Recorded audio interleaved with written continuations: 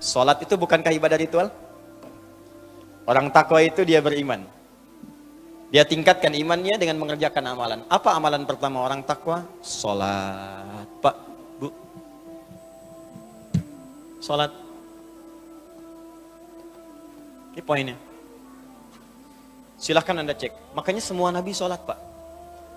Sahabat salat, tabi'in salat. Anda cek silahkan. Buka Qurannya, Anda temukan. Nabi Isa salat. Buka Quran surah 19 ayat 31 sampai 33. Nabi Musa salat. Buka Quran surah ke-20 ayat ke-14. Innani anallahu la ilaha illa ana fa'budni wa aqimis salata lidzikri. Kalimat Allah kepada Nabi Musa. Nabi Ismail salat. Bahkan minta keluarga besarnya salat. Buka Quran surah 19 ayat 55. Wa kana ya'muru ahlahu bis shalah. Dan Nabi Ismail itu meminta semua keluarganya salat. Bahkan wahyu yang diwahyukan pada Nabi Muhammad, itu kata Allah sama persis perintah-perintahnya seperti nabi-nabi dulu. Dari sejak Rasul pertama diutus Nabi Nuh. Kalau Nabi Adam Nabi, bukan Rasul. Ya, saya pernah jelaskan ini. Kalau Nabi diberikan risalah, misi untuk pribadinya saja. Dengan yang terdekat. Kalau Rasul diberikan misi untuk umat. Kenapa Nabi Adam bukan Rasul tapi Nabi? Karena saat Nabi Adam turun, umat belum ada. Yang ada cuma Adam dan Hawa. Ya. Umatnya nggak ada, makanya adanya Nabi. Nuh alaihissalam sudah ada umat, diangkatlah jadi Rasul. Ketika Allah menyebutkan wahyu yang diberikan pada Nabi Nuh, itu sama persis dengan Nabi Muhammad. Hanya Nabi Muhammad lebih sempurna. Dari mana taunya Ustaz? Buka Quran surah keempat ayat 163. Paling kiri sebelah atas di mushaf. Quran surah keempat An-Nisa ayat 163. Inna auhayna ilaika. Muhammad, sungguh ta'zimun nafsi, pakai inna. Sungguh dengan keagunganku, kata Allah. Dengan segala kedahsyatan yang aku berikan kepada setiap rasulku. Perhatikan, aku berikan wahyu kepadamu sama persis. Kama auhayna ila Nuhin wan nabiyyina min ba'di. Sama persis yang aku berikan kepada Nuh alaihissalam dan nabi-nabi setelahnya sampai kepada engkau. Muhammad sallallahu alaihi wasallam. Bin Abdullah, bin Abdul Muttalib, bin Hashim, bin Abdul Manaf, bin Qusay, bin Murrah, bin Kilab, bin Ka'ab, bin Ghalib, bin Fihir, bin Malik, bin Nadhar, bin Kinana, bin Khuzaimah, bin Mudrika, bin Ilyas, bin Nizar, bin Mudar, bin Ma'ad, bin Adnan, bin Addi, bin Adri, bin Muqawwam, bin Nahur, bin Tarikh, bin Ya'rab, bin Yasuk, bin Nabit, bin Ismail alaihissalam, bin Ibrahim alaihissalam, bin Azar, bin Nahur, bin Tari, bin Abir, bin Kinan, bin Arfakhshad, bin Sam, bin Nuh alaihissalam, bin Mihlail, Matushala, bin Kinan, bin Anwas, bin Tis, bin Adam alaihissalam. Coba ulangi. Sama persis. Jadi Nabi semua sholat sebelumnya. Sholat. Untuk apa? Meningkatkan takwa. Kenapa mesti takwa? Supaya mudah. Makanya ketika Allah menyebutkan kalimat takwa, kemudahannya datang. Buka Quran surah ke-65. Di ayat 2 dan 3.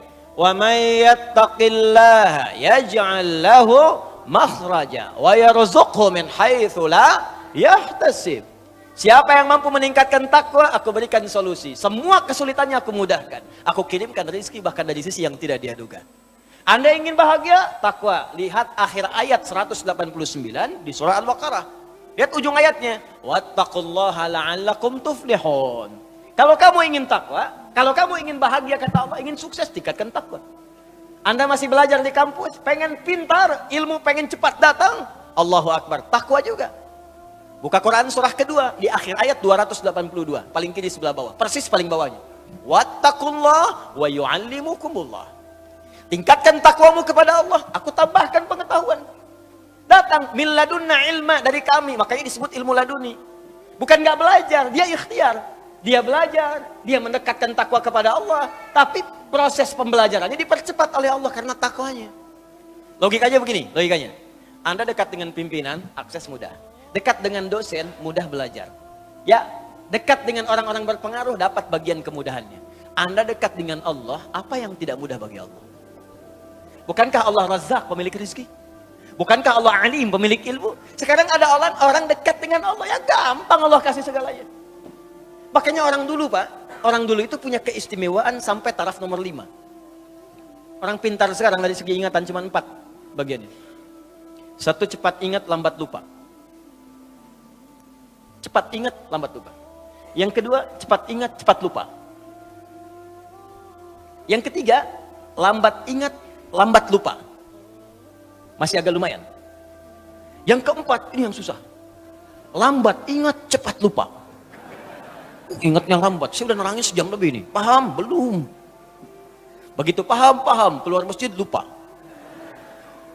Tapi yang kelima, ini yang sering saya sampaikan, hampir jarang sekarang ada. Cepat ingat, sulit lupa. Jadi mau lupa itu susah, Pak. Bukan mau ingat, mau lupa susah. Saking gampangnya ingat, sekali baca ingat, seketika. Imam Al-Bukhari itu dibacakan sekali, langsung masuk. Imam Syafi'i bacakan sekali, masuk. Hafal Quran usia 7 tahun, 10 tahun Al-Muwatta. Al-Muwatta lebih tebal daripada ini. Hafal. Al-Bukhari itu dibacakan, hafal seketika. Diuji Pak di Irak, datang ke sana. Katanya mau silaturahim, begitu datang, kayak sidang ujian. Yang uji langsung 10, bukan cuma 3-4 lagi, 10 orang ulama terbesar. Diuji hadis. Katanya ini anak muda hebat hadisnya. Di letter U Pak, beliau duduk di sini, dikelilingi ulama begini. Setiap orang menguji 10 hadis. Setiap hadisnya diacak orang-orangnya, sanadnya. Matanya diacak, sanadnya diacak. Isinya diacak, sanadnya pun diacak. Setiap orang. Begitu satu orang menguji dengan 10 hadis, silahkan. Apakah menurut anda hadis ini benar? Kata Al-Bukhari, sebentar, teruskan dulu aja 10-10-nya, biar sekalian. Teruskan 10-10-nya biar sekalian. 10 kali 10, 100. Begitu selesai kemudian diulang dari awal sampai akhir tanpa salah sedikit pun. Yang ini sanadnya benar tapi matanya salah. Yang ini matanya benar tapi sanadnya salah. Ini ada yang ketukar. Ini bagian ini bukan ini bukan ini, bukan ini. Semuanya. Sampai diakuilah. Kemudian ditetapkan pada saat itu dengan Imam Muhaddithin. Al-Bukhari. Nabi bukan, Rasul bukan. Dipercepat oleh Allah. Jadi kalau takwa itu sudah meningkat. Apa rahasianya? Takwa meningkat, datang semua ini. Sekarang kalau anda tanya, amalan takwa itu apa? Pertama sholat. Sholat Pak. Makanya ketika Allah memaksa kita untuk sholat dengan hukum wajib, sebetulnya bukan ingin membebani Pak. Saya sering sampaikan kalimat ini. Kalau orang paham hikmah sholat, dia akan tunggu dan rindu dengan sholat. Karena tahu setiap menunaikan sholat bukan beban kewajiban, bukan bebannya. Allah nggak butuh dengan ruku anda. Dan Allah tidak butuh dengan sujud kita. Kita yang butuh dengan sholat kita. Makanya ketika ada orang bertanya, ya Allah kenapa sih mesti sholat? Maka Allah perdengarkan di setiap telinga kita. 24 jam tak berhenti. Ya, telinga bahasa Arabnya udhun, jamaknya disebut azan. Maka ada azan yang dikumandangkan setiap hari. 5 kali dalam setiap pergantian waktu. Subuh ganti ke siang, zuhur, azan lagi. Ganti ke asar, azan. Ganti ke maghrib, azan. Bahkan mau malam pun masih azan, diperdengarkan. Yang paling dahsyat, azan tidak pernah dalam waktu bersamaan semuka bumi. Selalu ada perbedaan. Tanah Kusir azan, tiba-tiba Jakarta sana azan. Jakarta selesai masuk Tangerang azan, Tangerang azan sampai ke Serang azan, Serang azan selesai Banten, Pandeglang azan. Terus ternyata semuka bumi 24 jam azan tidak pernah berhenti. Apa itu azan? Bukan sekedar panggilan, tapi kalimat yang ingin disampaikan pada setiap orang yang mempunyai telinga dan pendengaran. Azan. Ketika diperdengarkan ada syahadat, Allahu Akbar, Allahu Akbar. Makanya tidak sedikit ada orang-orang itu, Pak Ibu sekalian, masuk Islam karena dengar azan. Dulu pernah ada orang cuma nonton, dia kuliah tuh di luar negeri. Ya. Kemudian di flatnya itu bukan cuma orang Islam. Ada temannya non muslim. Yang muslim ini bagus nih, bisa dibiasakan. Dia terbiasa dengan hal-hal Islami. Bahkan tayangan TV pun dia putar yang channel One itu dari Mekah tentang sholat, baca Quran. Ini bisa kita biasakan. Ke kantor, kalau sedang senggang baca mushaf, baca hadis. Mungkin bagi sebagian orang dengan izin Allah dapat hidayah lewat kebiasaan kita. Begitu sedang membuka tayangan itu, muncullah sedang sholat isya. Tayangan persiapan sholat isya langsung dari Masjidil Haram. Yang non muslimnya tiba-tiba datang. Yang muslim itu cuma iseng nanya begini. Kawan, menurut kamu berapa jumlah orang yang ada di masjid itu? Temannya bilang begini. Ya mungkin 1000-2000 lah. Ya. Apa jawab yang si muslim ini? Ada di sana sekarang setidaknya 500.000 orang. Sebelum diperdiakan perluasan. 500.000 orang. Pertanyaan kedua, perhatikan kalimatnya. Menurut kamu, berapa lama waktu yang dibutuhkan untuk membuat mereka semua rapi seketika? Dia berpikir sejenak, kemudian dia jawab. Mungkin seminggu 2 minggu kayaknya. Seminggu 2 minggu, sepekan 2 pekan. Kata si muslim ini, aku akan tunjukkan kepadamu, tidak sampai 5 menit semuanya akan rapi dan baris. Kata yang kawan tadi, mustahil, gak bisa itu. Perhatikan, rasionalitasnya jalan. Ketika rasio sudah mulai jalan, maka mudah bagi Allah memberikan hidayah dan hikmah kepada jiwanya. Maka seketika, kata temannya yang muslim, sekarang coba lihat. Begitu qamat Allahu Akbar, Allahu Akbar. Wah sudah, yang tawaf berhenti semua. Yang tadinya duduk berdiri semua, siap. Bingung temannya. Wah, jangan dulu jangan dulu bingung, lihat dulu nih. Begitu sudah imam yang mengatakan istau, istaqimu. Wah semua rapi. Saat takbir, Allahu Akbar. Semua angkat tangan takbir. Maka apa respon yang non muslim ini? Dia katakan kepada yang muslim, tolong tunjukkan kepadaku bagaimana caranya masuk Islam. Karena ini bukan agama buatan manusia. Hidayah. Ada orang nonton sholat isya, masuk Islam. Ada orang sudah Islam, gak mau sholat isya. Orang udah komat nunggu deket subuh. Jadi bisa jadi asbab hidayah. Dan yang paling menarik begini Pak, kadang dalam keseharian, kenapa cuma Anda yang dengar azan? Kenapa Anda yang lihat, Anda pulang kerja, bisa kan lewat jalan lain. Tapi kenapa Anda bisa melewati orang sholat? Kok bisa melihat orang ke masjid? Kok tiba-tiba lewat ke tempat masjid yang sedang azan? Itu kan hidayah. Sebetulnya Allah sedang jemput kita. Ketika Anda bertanya, kenapa kami sholat ya Allah? Dijawab lagi di suara azan. Hayya 'alas shalah. Kenapa sholat ya Allah? Teruskan. Hayya 'alal falah. Tuh, falah. Sukses dan bahagia. Ketika engkau bertanya, kenapa kami mesti sholat? Aku jawab, kata Allah, suara muadzin tuh. 24 jam aku perdengarkan padamu. Tanpa putus. Supaya kamu bahagia. Supaya kamu senang. Supaya kamu lancar. Supaya kamu gak punya masalah. 24 jam. Kalau sekali diingatkan, belum sadar, mungkin wajar. 24 jam diingatkan, gak sadar-sadar. Anda manusia bukan. 24 jam. Datang terus, kedengaran terus. Gak sadar juga. Perlu apa lagi? Di sekarang yang salah siapa? Jangan lagi Anda salahkan Allah. Ya Allah, kenapa saya mesti begini? Why me ya Allah? Why not, kata Allah. Kamu saya kasih nggak diambil-ambil. Makanya kalau kita sadar, cara berpikirnya begini, sholat membuat kita bahagia, maka semua orang akan menunggu waktu sholat. Karena itu ketika Anda punya masalah, kalimat sholat itu ketika disebutkan di Quran, bersanding dengan solusi. Quran surah kedua ayat 45. Wasta'inu bis-sabri was. Kalau engkau punya masalah, kata Allah, maka minta kepadaku. Sabar terima masalahnya, karena semua orang punya masalah. Bukan Anda saja, kata orang, semua orang hidup punya masalah. Perhatikan Quran surah kedua ayat 155. Walanabluwannakum bisyai. Semua orang yang hidup, kata Allah, aku akan uji dengan persoalan. Diuji dengan masalah.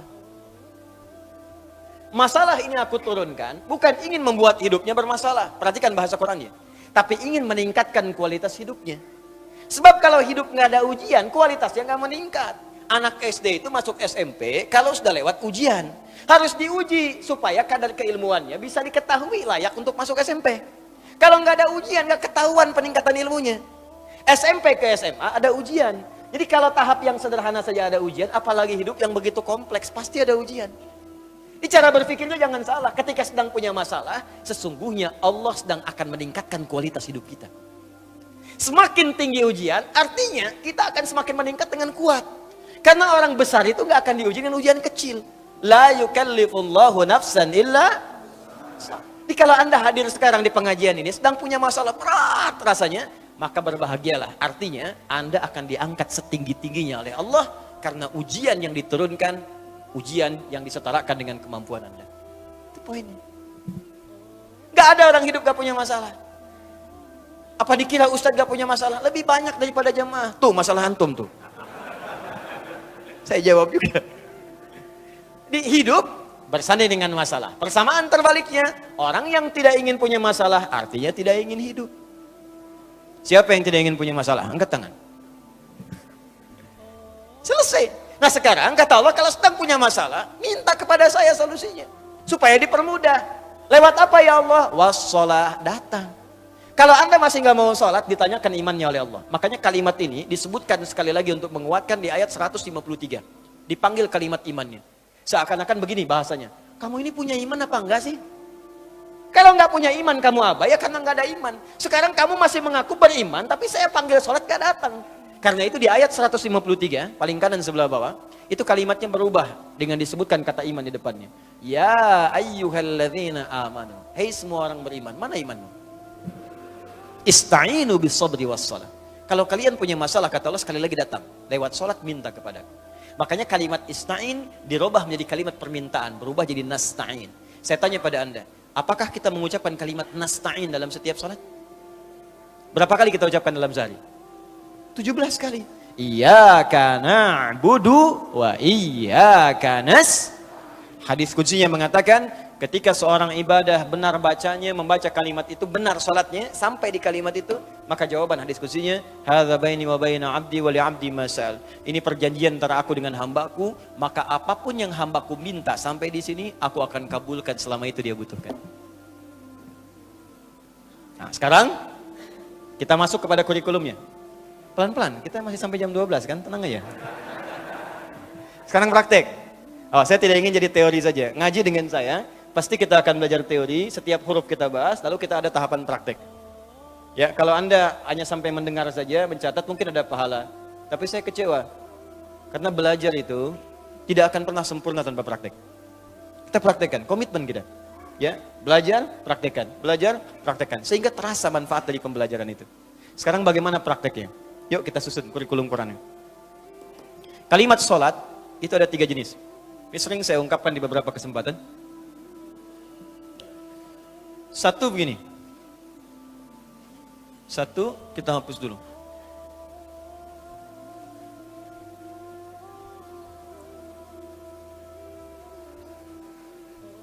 Alhamdulillah. Berikan hidayah ya Allah. Satu, datang sendiri, angkat sendiri, nulis sendiri, ngapus sendiri, bawa kameramen sendiri. Ya, udah, kau. Jamaah tinggal duduk, lihat, ketawa, masuk surga, enak banget. Aduh. Ayo Alif Lam. Sini. 1, 2, 3, ada 3 jenis. Ada yang begini, Shad, Lam, Alif, Ta, marbutah. Ya. Ini saya agak cepat, jadi khotnya ya sekedarnya saja. Ada jenis khot ruk'ah, ada nasakh, ada thuluthi, ada diwani. Yang ini yang terbaru, khot saka namanya. Apa namanya? Saka, saka hoyong. Ini. 1, 2, 3. Yang ini bentuknya tunggal, 1. Jadi kalau ada kalimatnya seperti ini 1 kali. Singular, salat. Yang kedua, Shad, Lam, Waw, Alif, ya, kemudian ta maftuha, tak terbuka. Itu artinya jama'. Tapi jama' mahdud, jama' terbatas. Karena terbatas, dia nggak boleh lebih dari batasan. Nggak boleh kurang, nggak boleh lebih. Biasanya kalau ada kalimat kedua ini, itu yang dimaksudkan sholat fardu. Ya, sholat fardu itu berapa waktu? 5 kan? 5 itu jama' atau tunggal? Jama', banyak. Tapi kan terbatas, 5 saja. Nggak boleh lewat 5, nggak boleh kurang. Ya, subuh, zuhur, asar, maghrib, isya. 17 rakaat, terbatas 17. Ya, rumusnya 24, 4, 3, 4. Ya, subuh 2, zuhur 4, asar 4, maghrib 3, isya 4. Hanya 5 ini, nggak boleh kurang, nggak boleh lebih.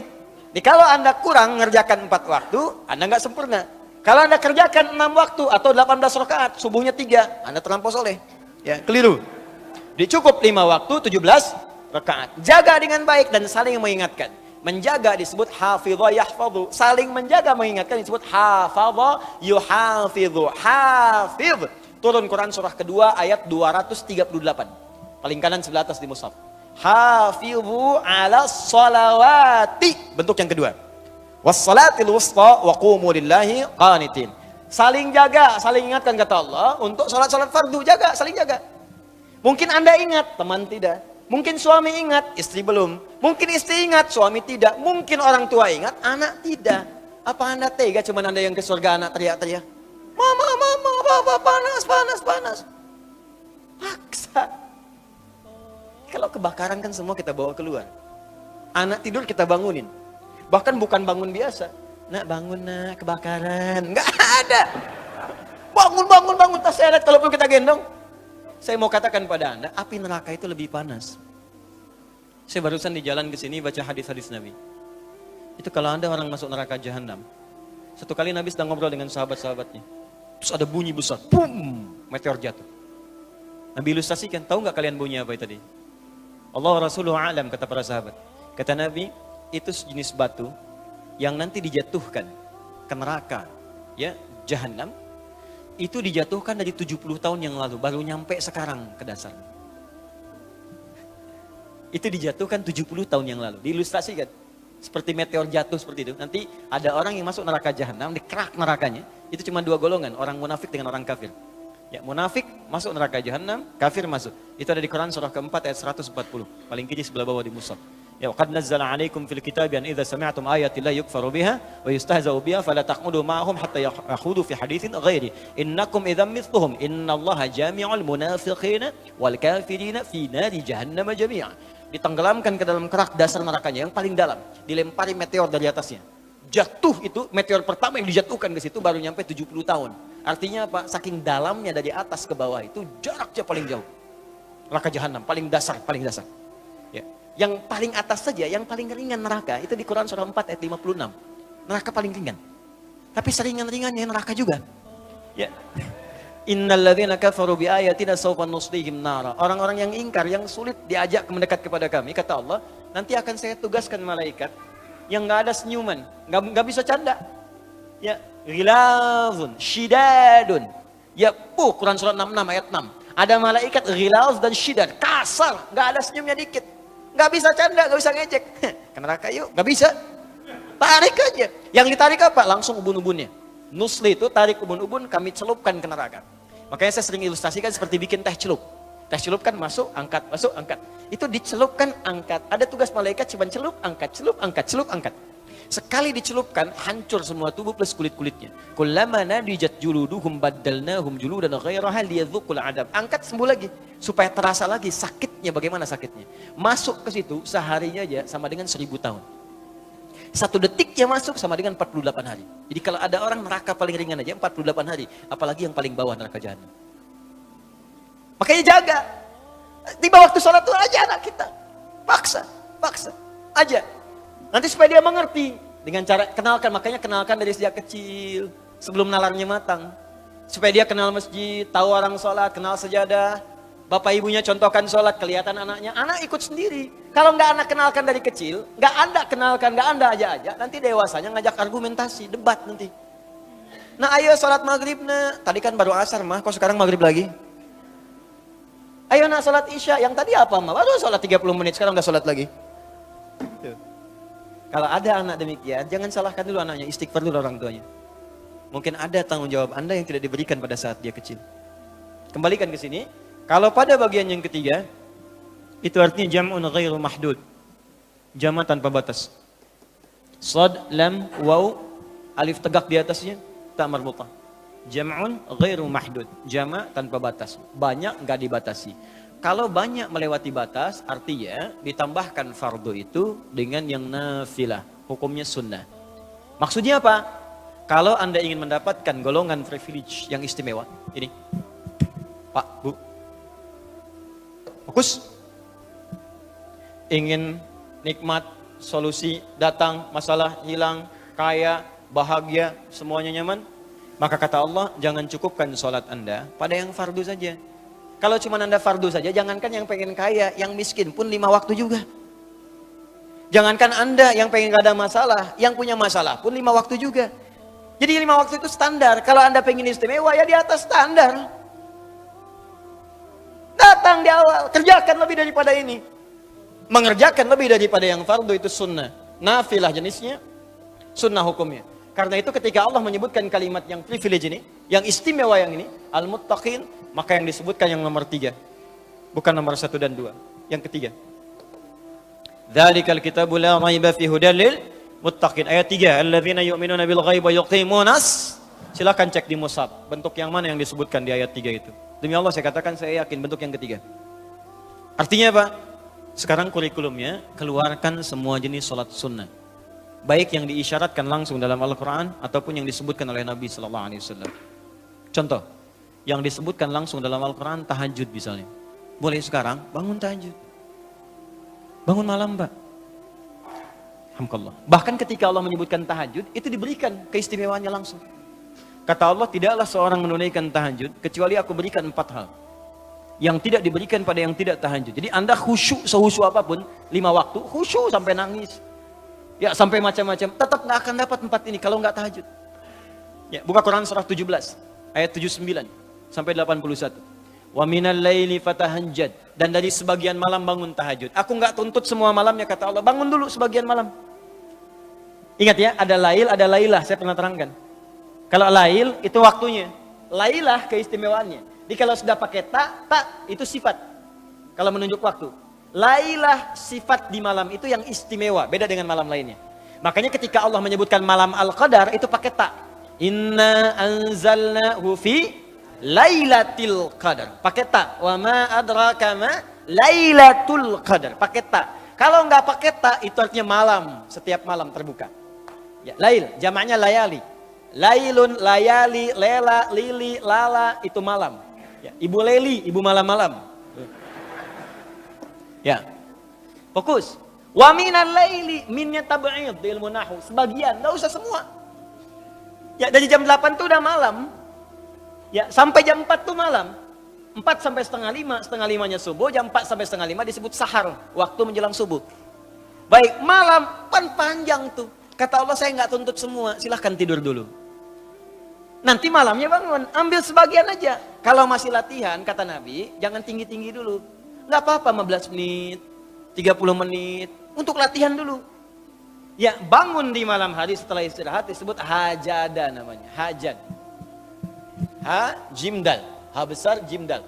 Hajada itu bangkit setelah beristirahat di malam hari. Jadi, kalau mau tahajud, tidur dulu. Tidur dulu, kalau nggak tidur bukan tahajud namanya. Qiyamul lail saja, qiyam, bangun saja, nama umum. Ya, qiyam. Tapi kalau Anda mau tahajud, istirahat dulu. Supaya apa? Supaya tahajudnya itu ditunaikan dengan sempurna. Fresh, fokus, ngantuknya hilang dulu. Bangun. Hajada. Kalau Allah minta misalnya, usaha bangun. Usaha di ilmu sorof, tambahkan tak di depannya. Ini. Kalau usahanya mesti kerja keras, karena tidak mudah untuk bangun. Mesti ada tantangan, syiddah, keras, kejam. Maka tambahkan tasydid di huruf sebelum akhirnya. Huruf akhirnya dal, sebelum akhir jim. Maka tambahkan tasydid.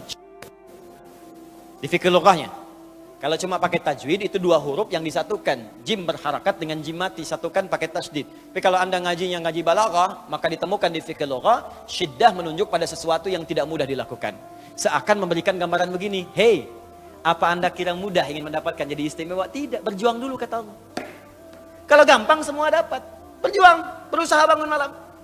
Tapi tidak mudah dikerjakan. Allah ingatkan, berusaha tapi tidak mudah untuk dikerjakan. Mungkin bangun pertama masih ngantuk karena nggak pernah bangun malam. Bangun masih begini dulu. Duduk begini. Bangunnya 2:30, duduk. Begitu bangun begini jam 5. Makanya siapkan dari awal, berusaha dulu, pasang alarm kalau di awal-awal. Kalau belum terbiasa, kalau sudah terbiasa, bangun sendiri Pak. Pasang alarm, saya dulu saking nggak punyanya. Itu di pesantren itu, ibu saya memaksimalkan, memberi, disamakan semua. Bahkan survei, ya, berapa yang paling banyak diberikan kepada santri itu. Ibu saya paling maksimal ngasih. Saya nggak bisa teruskan cerita, nanti kita berhenti talimnya. Ya. Kemudian saat sebagian orang beli alarm, saya waktu itu nggak punya untuk beli. Saya datangi guru saya. Salah satu guru tafsir. Pak, saya pengen tahajud. Tapi saya nggak bisa beli alarm, nggak punya uangnya, saya bilang. Nah, ini pesan guru saya. Alarm terbaik, alarm yang Allah berikan. Kau minta sama Allah. Maka saya berdoa. Ya Allah, saya pengen bangun jam 3 nanti tahajud. Betul Bu, Pak. Allahu Akbar. Alarm Allah itu luar biasa. Minta jam 3, di alarm jam 2. Bangun saya jam 2. Ya apa saja mimpinya, pokoknya bangun itu. Allah, begitu dia jam 2. Alhamdulillah. Tenang dulu, diam dulu kan. Siap-siap kan hadis Nabi begitu. Kalau bangun jangan langsung bereaksi. Duduk dulu sebentar. Itu di Abu Daud, nomor hadis 1367. Ya. Idastaiqadha min naumi fajalasa. Kalau Nabi bangun dari tidurnya duduk dulu. Famasaha biyadi min athari naumi, maka mengusap dengan tangan yang diduga paling bersih. Awas. Sebagian bekas ngantuknya. Hilangkan dulu. Setelah ngantuknya hilang baru doa. Jangan ngantuk berdoa, ya enggak nyambung. Masih ngantuk, alhamdulilladzi ahyana. Badana amatana amat dia begini kan, enggak bangun-bangun. Ya. Nah, itu jadi hilang dulu ngantuknya. Baru setelah itu sadar, berdoa, baca 10-11 ayat terakhir surah Ali Imran, baru masuk untuk berwudu, baru siap-siap tahajud. Ya, kalau kita baru di awal pasang alarm, ya beli. Ya pakai handphone bisa sekarang. Handphone tuh coba sih jadikan jadi aset akhirat. Cuma jadi koneksi dunianya untuk apa? Jadi karena aset akhirat. Pasang alarmnya, masukkan aplikasi Quran, update status hadis setiap hari, motivasi orang dengan kebaikan, jadi pahala. Nah, ini yang dilihat di update, berita bola lagi. MU dapat gelandang baru, ini kemarin menang 6-0, lawan Manchester City menang 1-0, tapi agregat kalah 3-2, nggak masuk final. Hafal. Liverpool peringkat pertama, selisih poinnya udah kejauhan, sekarang nggak kekejar, udah nggak kalah-kalahkan sampai sekarang, 23 kali main, tinggal 16, hafal benar tuh. Ya, kemarin salah nyetak gol 1, 2-0 lawan West Ham, tahu dia. Tahajud enggak? Aduh. Anda mau tanya apa sama saya jawab sekarang. Ya, Ronaldo punya anak 4 aja saya tahu. Nonton enggak? Enggak tahu saya. Real Madrid puncak sekarang nomor 1 saya tahu karena Barcelona kalah sebelumnya walaupun kemarin menang 5-0. Saya tahu. Nonton enggak? Enggak nonton, demi Allah saya bilang, enggak nonton saya. Cuman saya kan senang baca. Apa yang bisa dilihat besok ngapain? Lihat malam-malam. Baca selesai. Ya kalau masuk di komunitas itu bisa dakwah kita. Datang sampaikan gini selesai. Balik lagi ke tahajud, pasang alarm. Bangun jam berapa sholat? Jam 3, pasang jam 2. Bikin 3 kali alarm. Jam 2, 2:04, 2:30. Kalau bisa 3 kurang 15. Alarm pertama untuk mematikan alarm kedua. Alarm kedua matikan alarm ketiga. Saya tahu saya modusnya pasti begitu. Makanya berjuang. Nah, kalau Anda bisa kerjakan itu, apa yang Anda raih? Asa 1. Ayyab'atsaka rabbuka maqaman mahmuda. Langsung. Kata Allah saya jamin pakai asa. Asa itu kalau kata Imam As-Suyuti dalam kitabnya Al-Itqan, itu beliau katakan ini huruf taraji. Jadi sesuatu yang kalau Anda kerjakan itu asa, itu mengandung kepastian yang tinggi. Maka kalau diterjemahkan kata Allah saya jamin, kalau Anda kerjakan tahajud dengan benar, aku akan angkat karirmu di tempat yang paling tinggi dan paling indah, terpuji. Jadi kalau Anda kerja, karir naik cepat, nggak usah pakai nyogok, nggak usah pakai macam-macam, Allah angkat sendiri. Allah lembutkan hati orang-orang sekitarnya. Kalau kuliah, tingkat paling tinggi. Ya, 2. Wa qur rabbi adkhilni mudkhala sidqin. Aku akan bimbing setiap dia mengawali pekerjaannya. Dibimbing Allah. Makanya orang yang dibimbing Allah itu terasa mudah. Ya, maaf, begitu mau misalnya menghadapi sesuatu, datang bimbingan Allah, begini cara mengerjakannya. Hatinya tuh dituntun. 3. Wa akhrijni mukhrajas sidqin. Kalau punya masalah diberikan jalan keluar yang terbaik, yang benar. Macet, berikan jalan keluar. Ya, enggak perlu melakukan tindakan-tindakan yang kotor. Ada pekerjaan susah diberi jalan keluar. Nggak perlu melakukan tindakan-tindakan kriminalitas. Kalau orang tahajud semua nggak ada korupsi Pak. Nggak ada sogok menyogok.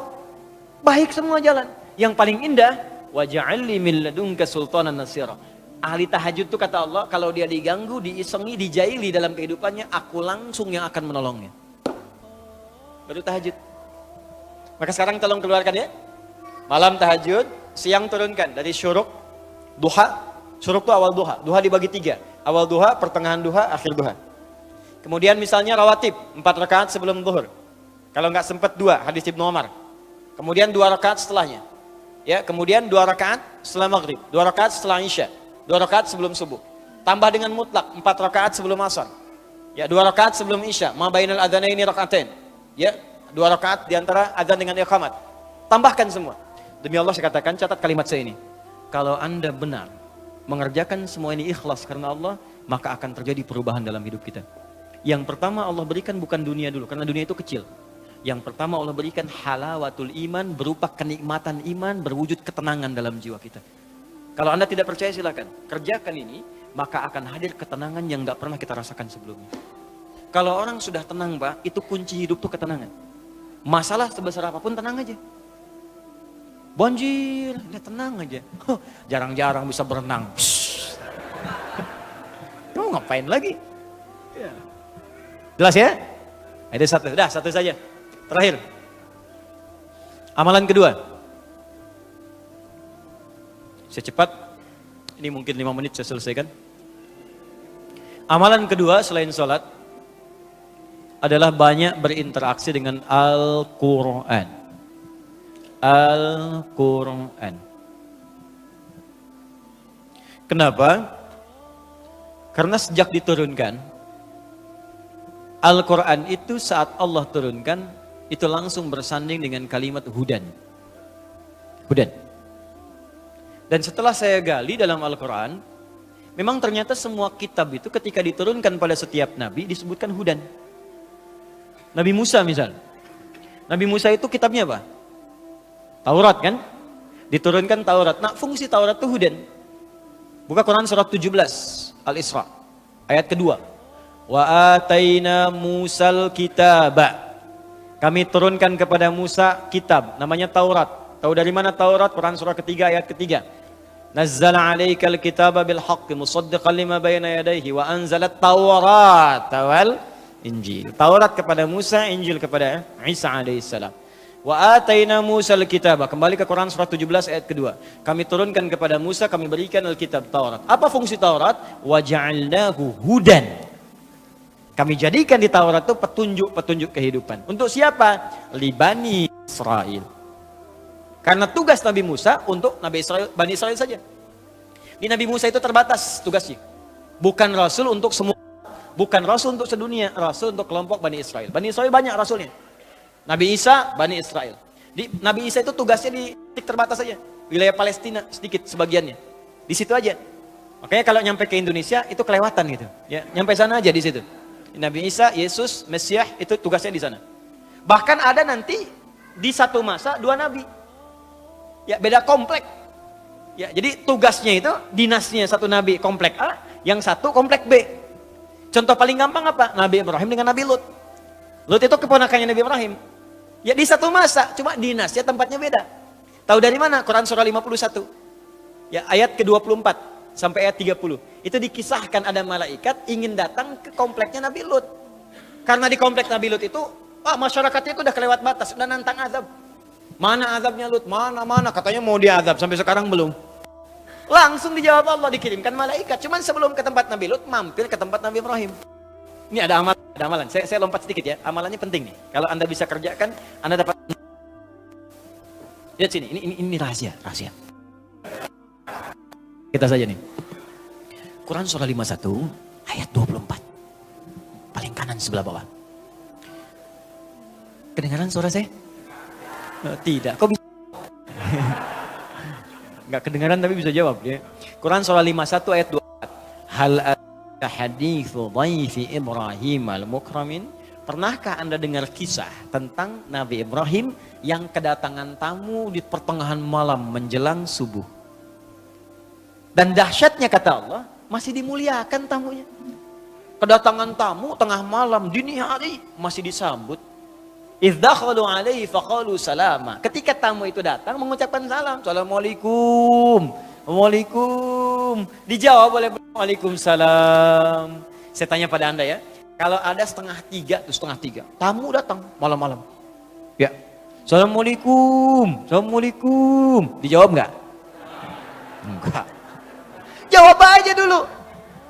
Karena hukum menjawab salam itu wajib.